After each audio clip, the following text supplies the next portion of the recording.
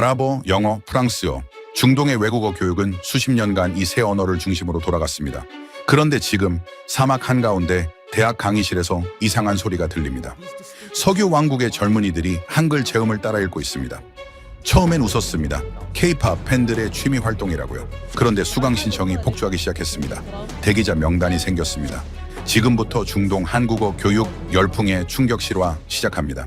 저는 중동 지역 고등교육 동향을 연구해 온 교육정책 분석가입니다. 15년째 이 일을 하고 있죠. 걸프 지역 대학들의 커리큘럼 변화, 외국어 정책 추이, 학생 선호도 조사, 이런 것들을 추적합니다. 중동의 외국어 교육 지형은 오랫동안 단순했습니다. 아랍어가 모국어고 영어가 필수 외국어입니다. 여기에 프랑스어가 일부 국가에서 선택 과목으로 들어가죠.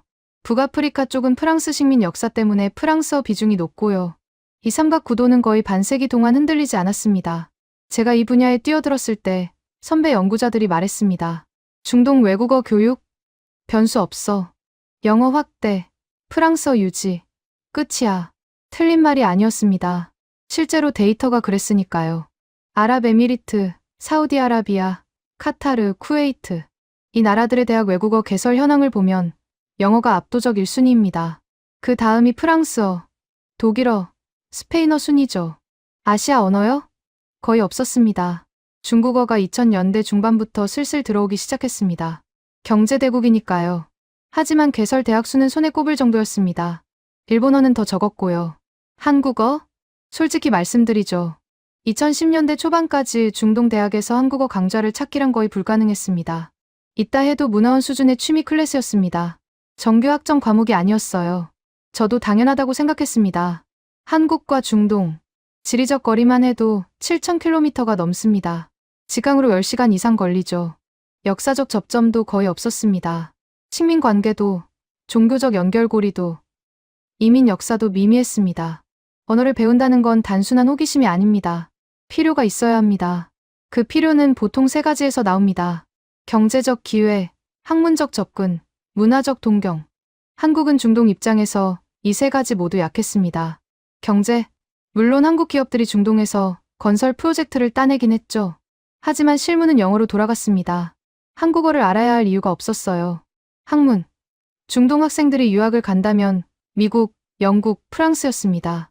한국 대학으로 유학 오는 중동 학생은 극소수였고요. 문화, 2000년대 초반까지 K-팝은 중동에서 거의 알려지지 않았습니다. 한류라는 단어 자체가 생소했죠. 그래서 저는 중동 외국어 교육 보고서를 쓸 때 한국어를 언급한 적이 없습니다. 언급할 이유가 없었으니까요. 그런데 변화의 조짐이 있었습니다. 2015년 즈음부터였을 겁니다. 아랍에미리트 두바이의 한 대학에서 이상한 문의가 들어왔습니다. 한국어 강좌 개설 가능성을 검토 중입니다. 관련 데이터 있습니까? 처음엔 일회성 문의라고 생각했습니다. 그런데 비슷한 문의가 또 들어왔습니다.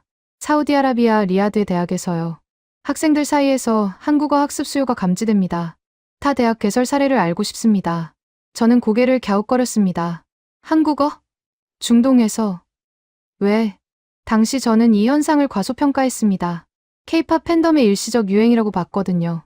젊은 층이 좋아하는 아이돌 가사를 이해하고 싶어서 한국어에 관심을 갖는 것. 그 정도라고 생각했습니다. 이런 유행은 금방 사그라들죠. 중국어 열풍도, 일본어 열풍도 그랬으니까요. 저는 보고서에 한 줄만 추가했습니다. 한국어 일부 문화 소비층 사이에서 관심 증가 관측, 지속성 미지수. 그게 전부였습니다. 하지만 저는 틀렸습니다.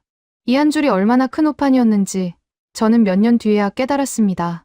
2016년 저는 두바이에서 열린 중동 고등교육 포럼에 참석했습니다.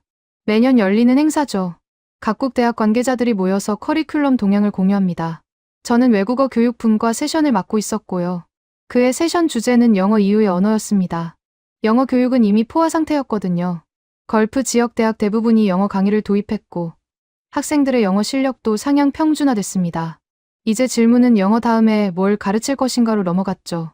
패널들이 차례로 발표했습니다. 중국어의 부상, 스페인어의 글로벌 확산, 독일어의 산업 연계성.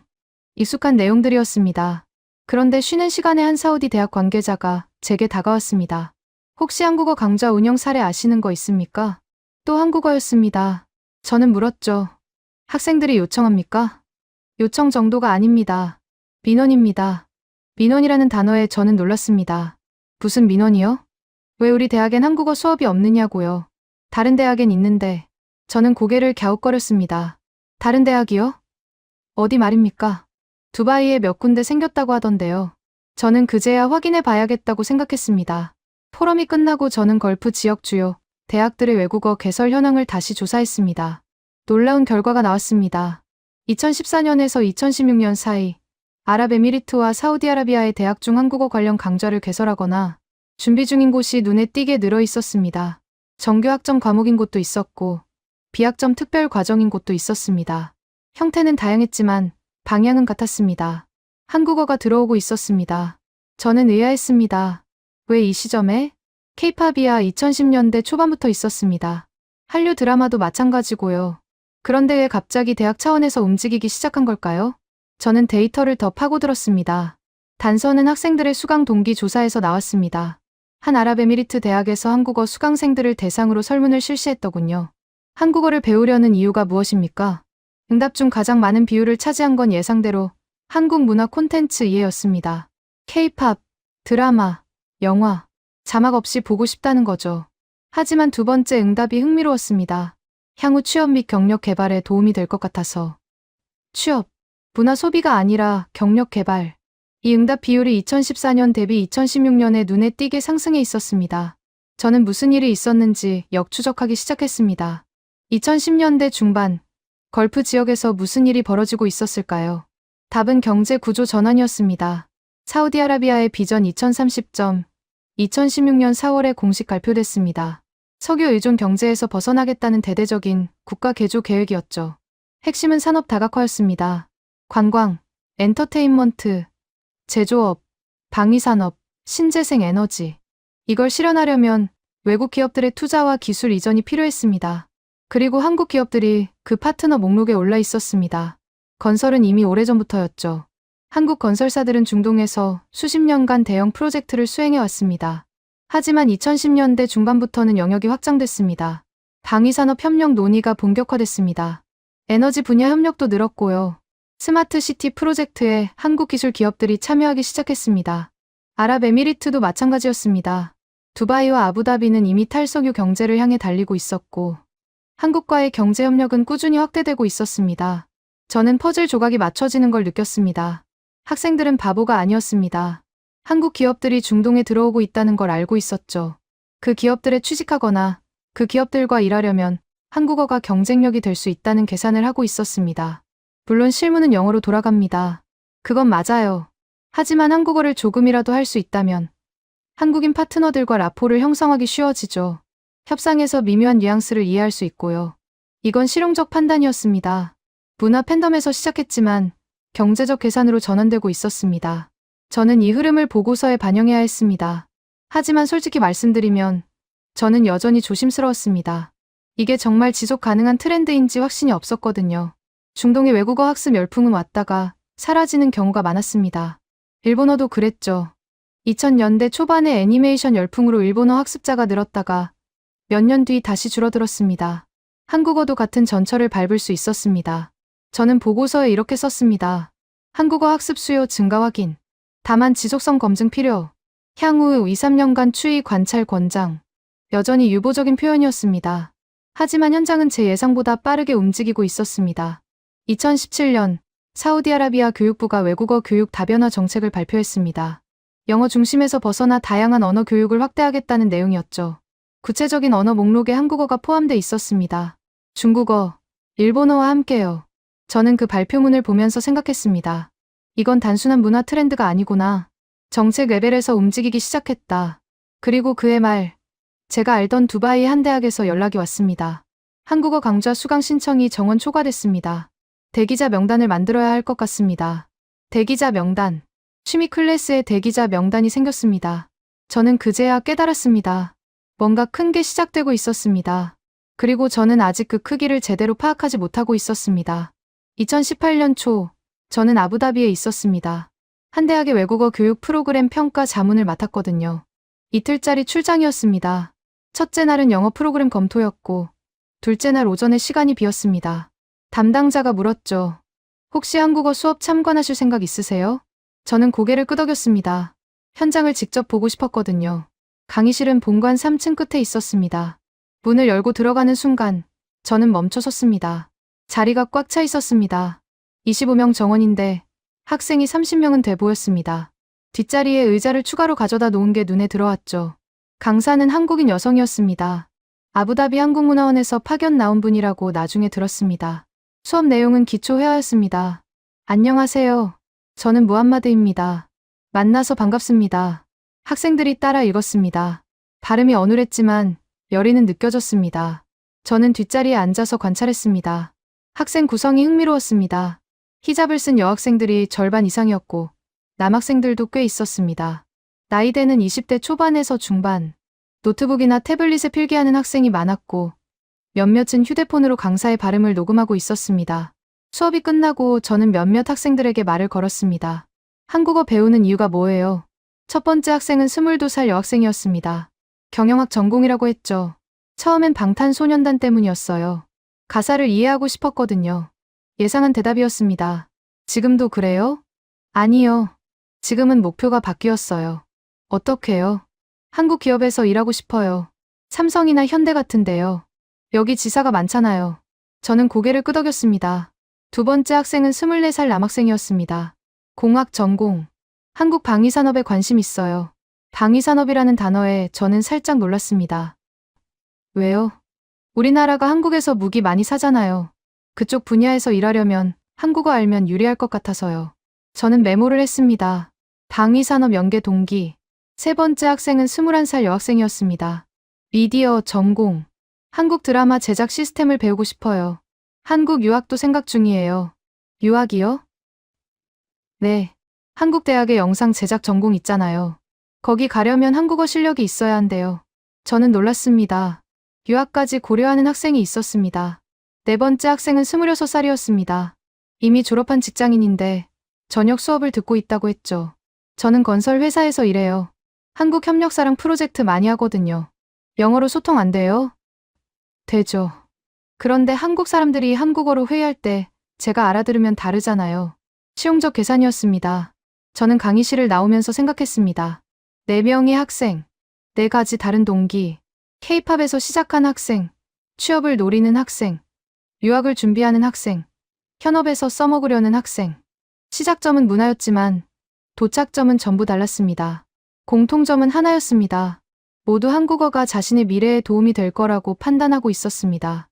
이건 단순한 팬덤이 아니었습니다. 저는 그날 저녁 호텔에서 추가 조사를 했습니다. 아랍에미리트 내 한국어 교육 현황을 정리해봤죠. 대학 정규 과정 외에도 한국문화원, 세종학당, 사설어학원 등 다양한 채널에서 한국어 강좌가 운영되고 있었습니다. 특히 세종학당 수강생 증가 추이가 눈에 띄었습니다. 세종학당은 한국 정부가 운영하는 해외 한국어 교육기관이죠. 전 세계에 퍼져 있습니다. 중동 지역 세종학당 수강생 수가 2010년대 중반 이후 꾸준히 늘고 있었습니다. 정확한 수치는 기관별로 달랐지만 방향은 명확했습니다. 상승세. 저는 사우디아라비아 쪽 현황부 찾아봤습니다. 리야드에 있는 몇몇 대학에서 한국어 강좌가 개설되거나 확대된 것으로 파악됐습니다. 형태는 다양했습니다. 정규 학점 과목인 곳도 있었고 비학점 특별 과정인 곳도 있었고 학생 동아리 차원에서 자체적으로 운영하는 곳도 있었죠. 중요한 건 형태가 아니라 방향이었습니다. 한국어가 중동 고등교육 시스템 안으로 들어오고 있었습니다. 그리고 또 하나 눈에 띈 건 한국 기업들의 움직임이었습니다. 삼성, 현대, LG 같은 대기업들이 중동 지역에서 채용 활동을 확대하고 있었습니다. 현지 인재 채용, 로컬라이제이션 전략의 일환이죠. 이 기업들이 채용 공고에 한국어 가능자 우대를 명시하기 시작했습니다. 필수 조건은 아니었습니다. 하지만 우대 조건. 이 한 줄이 학생들에게는 강력한 신호였습니다. 한국어를 배우면 취업에 유리하다. 소문은 빠르게 퍼졌죠. 저는 출장에서 돌아와 보고서를 수정했습니다. 한국어 학습 수요. 예상보다 빠르게 확대 중. 문화 동기와 경제 동기가 병행. 대학 및 정부 차원의 대응 가속화 관측. 이번엔 유보적 표현을 줄였습니다. 데이터가 말하고 있었으니까요. 그리고 2018년 하반기 결정적인 뉴스가 하나 나왔습니다. 사우디아라비아에서 한국어가 공교육에 도입된다는 소식이었습니다. 대학이 아니라 중등교육, 중학교와 고등학교 과정에 한국어 선택 과목이 들어간다는 거였죠. 저는 그 뉴스를 보고 잠시 멍해뒀습니다. 공교육 도입, 이건 차원이 다른 얘기였습니다. 대학 강좌는 대학 자율입니다. 열고 닫기가 비교적 쉽죠. 하지만 공교육은 국가교육과정 차원의 결정입니다. 한번 들어가면 쉽게 빠지지 않습니다. 사우디아라비아가 한국어를 공교육에 넣겠다고 결정했다. 이건 일시적 유행이 아니라는 뜻이었습니다. 저는 그제야 인정했습니다. 제가 과소평가하고 있었구나. 이건 내가 생각한 것보다 훨씬 큰 흐름이었구나. 그리고 그 흐름은 이제 막 시작이었습니다. 2019년, 저는 예상치 못한 초청을 받았습니다. 한국 서울에서 열리는 국제한국어 교육학술대회였습니다. 중동 지역 한국어 교육 현황을 발표해달라는 요청이었죠. 솔직히 놀랐습니다. 제가 한국어 교육 전문가는 아니거든요. 교육정책 분석까지 언어학자가 아닙니다. 하지만 주최 측 설명을 듣고 이해가 됐습니다. 중동에서 한국어 교육이 어떻게 확산되고 있는지 현지 시각으로 설명해 줄 사람이 필요합니다. 숫자만이 아니라 맥락으로. 맥락. 그 단어가 마음에 들었습니다. 저는 서울로 갔습니다. 학술대회는 사흘간 진행됐습니다. 전 세계에서 한국어 교육 관계자들이 모였더군요. 미국, 유럽, 동남아시아, 중앙아시아, 아프리카. 각 지역의 한국어 교육 현황 발표가 이어졌습니다. 저는 셋째 날 오전 세션에 배정됐습니다. 발표 준비를 하면서 저는 다른 지역 발표들을 주의 깊게 들었습니다.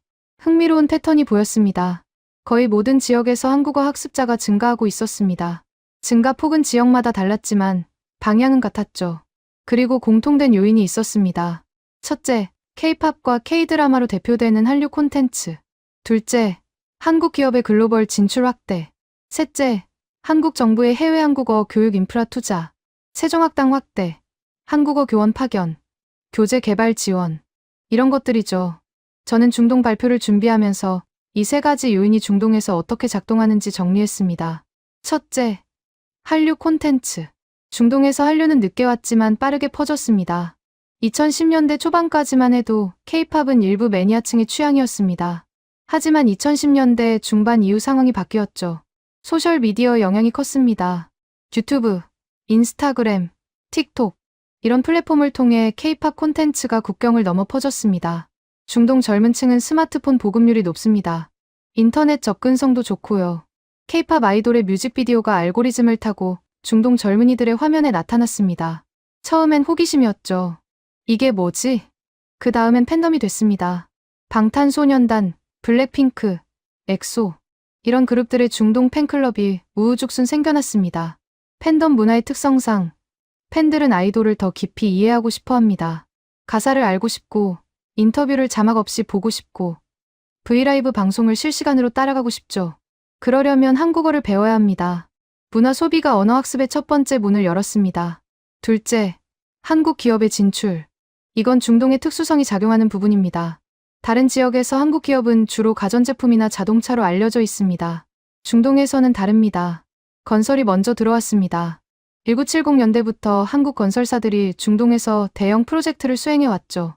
항만, 도로, 플랜트, 주거단지, 사막 위에 도시를 세우는 일을 한국 기업들이 했습니다. 2010년대에 들어서면서 영역이 확장됐습니다. 에너지 분야, 원자력, 신재생 에너지, 방위산업, 무기 수출 계약이 늘었습니다. 스마트시티, 도시 인프라 디지털화 프로젝트에 한국 기술 기업들이 참여했죠. 이런 협력이 늘어날수록 한국어의 실용적 가치도 올라갔습니다. 한국 기업과 일하려면 한국어를 알면 유리하다. 이 인식이 퍼지기 시작한 겁니다. 셋째, 한국 정부의 교육 인프라 투자. 세종학당이 대표적이죠. 중동 지역 세종학당 수가 2010년대에 꾸준히 늘었습니다. 아랍에미리트, 사우디아라비아, 이집트, 요르단, 모로코. 각국의 세종학당이 들어서거나 확대됐습니다. 한국어 교원 파견도 늘었고요. 한국국제교류재단, 교육부, 문화체육관광부. 여러 기관이 해외 한국어 교육 지원 사업을 확대했습니다. 교재도 현지화됐습니다. 아랍어로 된 한국어 교재가 개발되기 시작한 거죠. 이 세 가지 요인이 중동에서 동시에 작동했습니다. 문화가 관심을 끌고, 경제가 필요를 만들고, 인프라가 접근성을 높였습니다. 저는 발표에서 이 구조를 설명했습니다. 청중의 반응이 흥미로웠습니다. 발표가 끝나고 질문 시간에 한 참석자가 물었습니다. 중동에서 한국어 학습 동기가 문화에서 경제로 전환되고 있다고 하셨는데 그 비율이 어느 정도입니까? 좋은 질문이었습니다. 저는 솔직하게 대답했습니다. 정확한 수치는 없습니다. 체계적인 조사가 부족해요. 하지만 현장에서 만난 학생들의 응답을 보면 순수 문화 동기와 경제, 연계 동기가 거의 반반 수준으로 올라온 것 같습니다. 또 다른 질문이 나왔습니다. 중동에서 한국어가 중국어나 일본어와 경쟁 관계에 있습니까? 저는 잠시 생각했습니다. 경쟁이라기보다는 차별화라고 봅니다. 중국어는 경제 대국이라는 인식이 있고 일본어는 기술과 대중문화라는 이미지가 있죠. 한국어는 그 사이 어딘가에서 독자적 영역을 만들어가고 있습니다. 특히 젊은 층에서의 문화적 친밀감은 한국어만의 강점입니다. 발표가 끝나고 여러 사람이 명함을 교환하자고 했습니다. 세종학당 관계자, 한국어 교육 연구자, 정부 기관 담당자, 모두 중동 현황에 관심이 있었습니다. 한 관계자가 말했습니다. 중동은 저희도 주목하고 있습니다. 성장 잠재력이 크거든요. 성장 잠재력. 저는 그 단어를 곱씹었습니다. 맞습니다. 중동은 인구가 젊습니다. 걸프 지역 인구의 상당 부분이 30세 미만이죠. 이 젊은 인구가 외국어를 배우려는 의지가 있고 디지털 접근성이 높고 경제적 여유도 있습니다. 한국어 교육 시장으로서 성장 여지가 충분했습니다. 그리고 또 하나, 중동에서 한국어가 확산되면 그건 단순한 언어 교육을 넘어서는 의미가 있었습니다. 문화적 영향력의 확장, 경제적 네트워크의 강화, 외교적 관계의 심화. 언어는 그냥 언어가 아닙니다. 언어를 배운다는 건 그 언어가 속한 세계에 들어간다는 뜻이죠. 중동 젊은이들이 한국어를 배운다는 건 그들이 한국이라는 세계에 관심을 갖고 들어오고 있다는 뜻이었습니다. 저는 서울에서 돌아오면서 생각했습니다. 이건 단순한 교육 트렌드가 아니다. 이건 관계의 변화다. 그리고 그 변화는 이제 막 가속이 붙기 시작했습니다. 2020년, 세계가 멈췄습니다. 코로나 바이러스가 전 세계를 덮쳤죠. 국경이 닫혔고, 학교가 문을 닫았고, 대면 수업이 사라졌습니다. 저는 당연히 한국어 교육도 타격을 받을 거라고 생각했습니다. 오프라인 강좌가 중단되면 수강생이 줄어들 거라고요. 틀렸습니다. 정반대였습니다. 2020년 하반기 중동 지역 온라인 한국어 강좌 등록자 수가 급증했습니다. 세종학당이 온라인 과정을 열었고 사설 어학원들도 화상 수업을 시작했습니다. 그리고 등록자가 밀려들었습니다. 집에 갇혀있던 젊은이들이 한국어를 배우기 시작한 겁니다. 저는 한 세종학당 관계자와 통화했습니다. 예상 못했어요. 오프라인 수업이 없으니까 수강생이 줄 알았는데 온라인 열자마자 등록이 폭주했습니다. 이유를 물었습니다. 집에 있으니까 시간이 생긴 거죠. 그리고 넷플릭스에서 한국 드라마 많이 보잖아요. 그거 보다가 한국어 배우고 싶어진 사람들이 많아요. 넷플릭스. 저는 그 단어를 메모했습니다. 코로나 팬데믹 기간 동안 스트리밍 서비스 이용이 폭발적으로 늘었습니다. 넷플릭스, 디즈니 플러스, 아마존 프라임. 그리고 넷플릭스에서 한국 콘텐츠가 두각을 나타내기 시작했죠. 킹덤, 이태원 클라스, 사이코지만 괜찮아. 이런 드라마들이 중동에서도 인기를 끌었습니다. 그리고 2021년, 결정타가 날아왔습니다. 오징어 게임. 저는 그 드라마가 공개된 직후 중동 소셜미디어 반응을 모니터링했습니다. 폭발적이었습니다. 트위터, 인스타그램, 틱톡, 아랍어 해시태그로 오징어 게임 관련 게시물이 쏟아졌습니다. 밈이 만들어지고 패러디가 올라오고 팬아트가 그려졌습니다. 이건 K-팝 팬덤과는 다른 현상이었습니다. K-팝은 특정 취향의 팬층이 있습니다. 음악을 좋아하는 사람들이죠. 하지만 오징어 게임은 달랐습니다. 드라마를 보는 거의 모든 사람에게 퍼졌습니다. 연령대도 넓었고 성별 구분도 없었습니다. 한국 콘텐츠가 니치에서 메인스트림으로 올라선 순간이었습니다. 그리고 이 열풍은 한국어 학습 수요로 직결됐습니다. 2021년 하반기 중동 지역 한국어 강좌 문의가 다시 급증했습니다. 한 아랍에미리트 어학원 담당자가 말했습니다. 오징어 게임 방영 이후 문의가 3배 늘었어요. 다 같은 말을 해요. 자막 없이 보고 싶다고. 저는 데이터를 정리했습니다. 토픽 시험 응시자 수. 토픽은 한국어 능력 시험입니다. 한국어 실력을 공인하는 국제 시험이죠. 중동 지역 토픽 응시자 수가 2010년대 중반부터 꾸준히 증가하고 있었습니다. 특히 2020년 이후 증가 속도가 빨라졌습니다. 아랍에미리트, 사우디아라비아, 이집트, 요르단. 이 국가들에서 토픽 시험장이 추가로 개설되거나 응시 일정이 확대됐습니다. 수요가 늘어난 거죠. 저는 또 다른 지표를 봤습니다. 한국 대학 유학생 수. 중동 출신 한국 유학생 수가 2010년대 후반부터 증가세를 보이고 있었습니다. 절대 숫자는 아직 크지 않았습니다. 중국, 베트남, 몽골 같은 전통적 유학생 송출국에 비하면 미미한 수준이죠. 하지만 증가율은 눈에 띄었습니다. 특히 사우디아라비아 학생들의 증가가 두드러졌습니다. 사우디 정부 장학금 프로그램에 한국이 유학 대상국으로 포함돼 있었거든요. 저는 이 데이터들을 종합했습니다. 한국어 강좌 등록자 증가, 토픽 응시자 증가, 한국 유학생 증가, 세 가지 지표가 모두 같은 방향을 가리키고 있었습니다. 상승. 그리고 2022년 또 하나의 중요한 사건이 있었습니다. 사우디아라비아 무함마드 빈 살만 왕세자의 한국 방문. 이건 고위급 외교 행사였습니다. 양국 간 대규모 협력 계약이 체결됐습니다. 건설, 방위산업, 에너지, 엔터테인먼트, 수백억 달러 규모의 협력 패키지였죠. 저는 이 방문의 후속 효과를 주시했습니다. 예상대로 한국어 학습에 대한 관심이 또 한 번 고조됐습니다. 뉴스에서 한국이 중요하게 다뤄지면 젊은이들의 관심도 따라 올라갑니다. 한국이 우리 미래의 중요한 파트너구나. 이런 인식이 형성되면 한국어 학습은 자연스러운 선택이 됩니다. 저는 2022년 말에 중동 한국어 교육 현황 보고서를 새로 작성했습니다. 제목을 뭘로 할지 고민했습니다. 결국 이렇게 정했죠. 사막의 한글 중동 한국어 교육의 구조적 성장. 구조적 성장. 이 단어를 선택한 이유가 있습니다. 일시적 유행이 아니라는 뜻입니다. 문화, 경제, 외교. 여러 층위에서 동시에 동인이 작동하고 있습니다. 이런 복합적 동인이 있을 때 성장은 일회성으로 끝나지 않습니다. 구조화됩니다. 저는 보고서에 썼습니다. 중동 한국어 교육은 2020년대에 들어 구조적 성장 국면에 진입했다.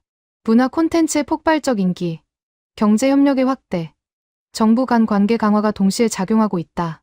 이 추세는 단기적 유행이 아닌 중장기적 트렌드로 판단된다. 보고서를 제출하고 며칠 뒤 한 언론사에서 연락이 왔습니다. 인터뷰 요청이었습니다. 중동에서 한국어 열풍이 분다는 기사를 준비 중인데 전문가 코멘트를 받고 싶습니다. 저는 인터뷰에 응했습니다. 기자가 물었습니다. 왜 중동에서 한국어가 인기를 끌고 있다고 보십니까? 저는 대답했습니다. 문화가 문을 열고 경제가 길을 닫고 정치가 지붕을 얹었습니다. 삼박자가 맞아떨어진 겁니다. 기자가 다시 물었습니다. 앞으로도 계속될까요? 저는 잠시 생각했습니다. 지금 추세라면 한국어는 중동에서 아시아 언어 중 가장 인기 있는 선택 과목이 될 가능성이 있습니다. 인터뷰가 끝나고 저는 생각했습니다. 10년 전에 이런 말을 했다면 아무도 믿지 않았을 겁니다. 하지만 지금은 데이터가 말하고 있습니다. 숫자가 증명하고 있습니다. 사막 한가운데서 한글이 자라나고 있습니다. 2023년 봄, 저는 리야드에 있었습니다. 사우디아라비아 교육부 주관 세미나에 초청받았거든요. 주제는 외국어 교육의 미래였습니다. 세미나 장소는 리야드 시내 한 호텔 컨퍼런스 홀이었습니다. 사우디 교육 관계자들, 대학 교수들, 해외 전문가들이 모였습니다. 저는 오후 세션에 패널로 참석했습니다. 세션이 시작되기 전 저는 로비에서 커피를 마시고 있었습니다. 한 사우디 청년이 다가왔습니다. 26쯤 돼 보였습니다. 실례합니다. 혹시 중동 한국어 교육 보고서 쓰신 분 아니세요? 저는 고개를 끄덕였습니다. 읽어보셨어요? 네. 온라인에서 봤습니다. 제가 한국어 공부하고 있거든요. 저는 관심이 생겼습니다. 얼마나 됐어요? 3년째요. 지금 토픽 4급 준비 중입니다. 4급이면 중급 상위 수준입니다. 왜 한국어 배우기 시작했어요? 청년이 웃었습니다. 처음엔 드라마 때문이었어요. 사랑의 불시착 보고 빠졌죠. 익숙한 시작점이었습니다. 지금도 그래요? 아니요. 지금은 진짜 목표가 생겼어요. 뭔데요? 한국에서 석사하고 싶어요. 스마트 시티 관련 전공으로요. 저는 놀랐습니다. 스마트 시티요? 네. 사우디 비전 2030 알죠? 네옴시티 같은 프로젝트요. 거기 한국 기술이 많이 들어가요. 한국에서 공부하면 나중에 도움이 될 것 같아서요. 저는 메모를 꺼냈습니다. 그럼 한국어가 필수인가요? 석사 프로그램 중에 영어로 하는 것도 있어요. 근데 한국어 잘하면 선택지가 넓어지잖아요. 연구실에서 한국 교수님이랑 소통하기도 쉽고요. 실용적 계산이었습니다. 저는 물었습니다. 주변에 한국어 배우는 친구들 많아요? 꽤 많아요. 예전엔 제가 좀 특이한 애였는데 이젠 그렇지도 않아요. 뭐가 바뀌었어요? 청년이 잠시 생각했습니다. 질문이 바뀌었어요. 무슨 질문이요? 예전엔 왜 한국어 배워? 이런 질문 많이 받았어요. 약간 이상하게 보는 느낌이었죠. 근데 요즘은 달라요. 어떻게요? 어디서 배워? 몇 급이야? 이런 질문을 받아요. 관심이 생긴 거죠. 저는 그 말을 곱씹었습니다. 질문이 바뀌었다. 왜? 에서 어떻게? 로. 이건 중요한 전환이었습니다. 어떤 행동이 이상하게 여겨질 때는 왜 그래? 라고 묻습니다. 하지만 그 행동이 이해 가능하고 심지어 부러운 것이 되면 어떻게 해? 라고 묻죠. 한국어 학습이 후자의 영역으로 넘어간 겁니다. 세미나가 시작됐습니다. 오전 세션은 영어 교육과 아랍어 보존에 관한 논의였습니다. 오후 세션은 신흥 외국어에 관한 것이었죠. 사회자가 물었습니다. 영어, 프랑스어 외에 사우디 학생들이 배워야 할 언어가 있다면 무엇이라고 보십니까? 한 패널이 중국어를 언급했습니다. 경제대국이니까요. 다른 패널은 스페인어를 말했습니다. 화자 수가 많으니까요. 제 차례가 왔습니다. 저는 말했습니다. 저는 한국어를 주목해야 한다고 봅니다. 청중 사이에서 약간의 웅성거림이 있었습니다. 저는 계속했습니다. 한국어는 화자 수로 보면 중국어나 스페인어에 비교가 안 됩니다. 하지만 학습 동기의 다양성에서 독보적입니다. 사회자가 물었습니다. 무슨 뜻입니까?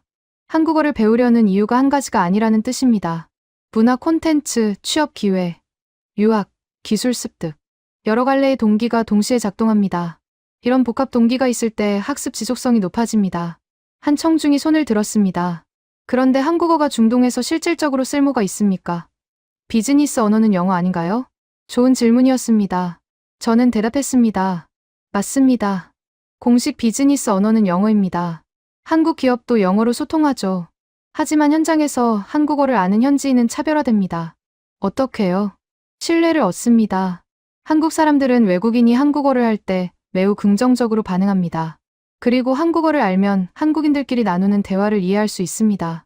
미묘한 뉘앙스, 비공식적 논의. 이런 걸 파악하면 협상에서 유리해지죠. 다른 질문이 나왔습니다. 한국어 학습 열풍이 일시적 유행이 아니라는 근거가 있습니까? 저는 데이터를 언급했습니다. 토픽 응시자 증가 추세가 5년 이상 지속되고 있습니다. 대학 정규 과목 개설이 확대되고 있습니다. 그리고 사우디 공교육에 한국어가 도입됐습니다. 이 정도면 일시적 유행을 넘어선 겁니다. 세미나가 끝나고 여러 사람이 제게 다가왔습니다. 한 사우디 대학 교수가 말했습니다. 저희 대학에서도 한국어 과정 개설을 검토 중입니다. 학생들 요청이 많아서요. 한 교육부 관계자가 말했습니다.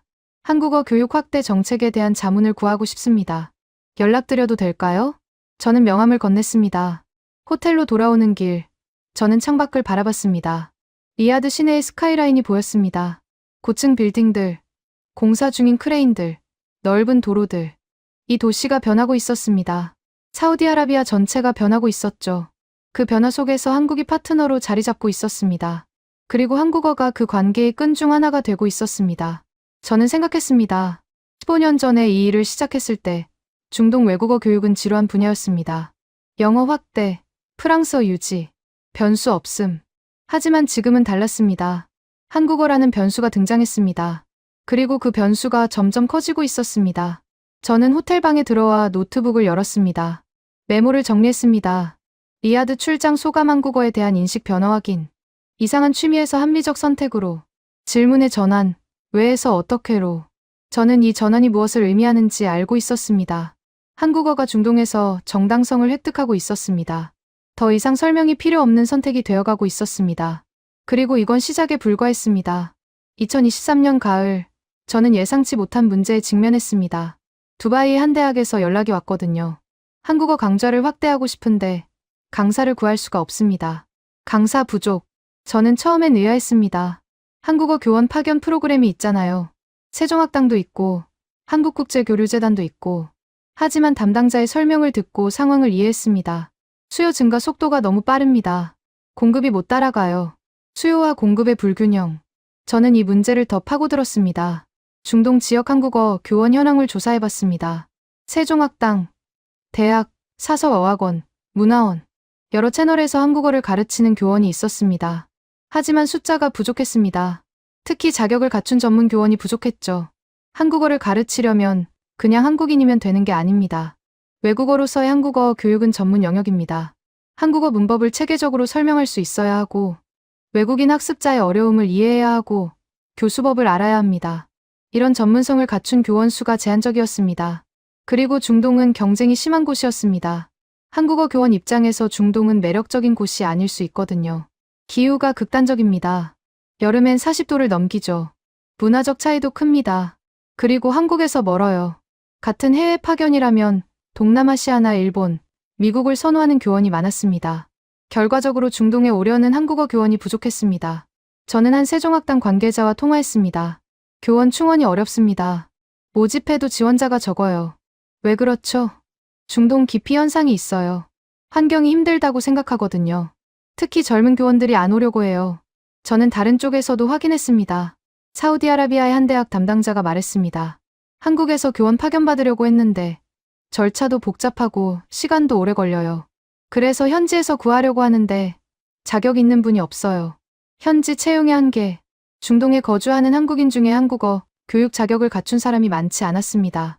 교포 사회 규모 자체가 작으니까요. 저는 이 문제의 심각성을 깨달았습니다. 수요는 폭발하는데 공급이 막혀 있었습니다. 병목 현상이 발생하고 있었죠. 저는 보고서에 이 문제를 추가했습니다. 중동 한국어 교육의 최대 병목 교원 부족. 수요 대비 공급 불균형 심화. 단기적 해결책 필요. 그러던 중 흥미로운 움직임을 포착했습니다. 현지인 한국어 교원 양성. 한국에서 한국어 교원을 보내는 것만으로는 한계가 있으니 현지인을 교원으로 양성하자는 아이디어였습니다. 이미 일부에서 시도가 있었습니다. 세종학당에서 현지인 보조교사를 활용하는 경우가 있었고 한국 대학에서 중동 출신 유학생에게 한국어 교육학을 가르치는 프로그램도 있었습니다. 아직 규모는 작았지만 방향은 맞았습니다. 저는 한 사례를 직접 확인했습니다. 아랍에미리트에서 한국어를 가르치고 있는 이집트 출신 여성을 인터뷰할 기회가 있었거든요. 30대 초반이었습니다. 저는 카이로에서 한국어 공부를 시작했어요. 2010년쯤이었죠. 계기가 뭐였어요? 드라마요. 겨울연가 봤어요. 겨울연가. 한류 1세대 콘텐츠였습니다. 그 다음에 어떻게 됐어요? 한국어가 너무 재미있어서 계속 공부했어요. 카이로 세종학당 다니고 토픽도 보고 그러다가 한국 유학 갔어요. 뭘 전공했어요? 한국어 교육이요. 석사 과정이었어요. 그리고 지금은 두바이에서 한국어 가르치고 있어요. 세종학당 소속이에요. 저는 물었습니다. 아랍어 모국어 화자가 한국어 가르치면 장점이 있어요? 있죠. 저는 아랍인들이 한국어 배울 때 뭐가 어려운지 알아요. 제가 겪어봤으니까. 발음도 그렇고 문법도 그렇고 한국인 선생님은 모르는 어려움을 저는 알거든요. 공감 기반 교육. 이건 큰 장점이었습니다. 학생들 반응은 어때요? 좋아요. 저를 보면 자기도 할 수 있다고 생각하는 것 같아요. 아랍 사람도 한국어 마스터할 수 있다. 이런 롤모델이 되는 거죠. 롤모델 효과. 이것도 중요한 포인트였습니다. 저는 이 인터뷰를 통해 해결책의 방향을 봤습니다. 현지인 교원 양성. 장기적으로는 이게 정답이었습니다. 물론 시간이 걸립니다. 한국어를 배우고 전문성을 쌓고 교원 자격을 갖추는데 수년이 필요하니까요. 하지만 이 방향으로 투자가 이루어지면 중동 한국어 교육의 지속 가능성이 확보됩니다. 저는 이 내용을 정리해서 관계기관에 제안했습니다. 중동 현지인 한국어 교원 양성 프로그램 확대 필요. 한국대학 유학 지원, 현지 교원 연수 프로그램, 보조교사 제도 활성화 등 다각적 접근 권장. 반응은 긍정적이었습니다. 한 관계자가 말했습니다. 저희도 같은 문제 인식을 갖고 있습니다. 교원 양성은 중장기 과제로 추진 중이에요.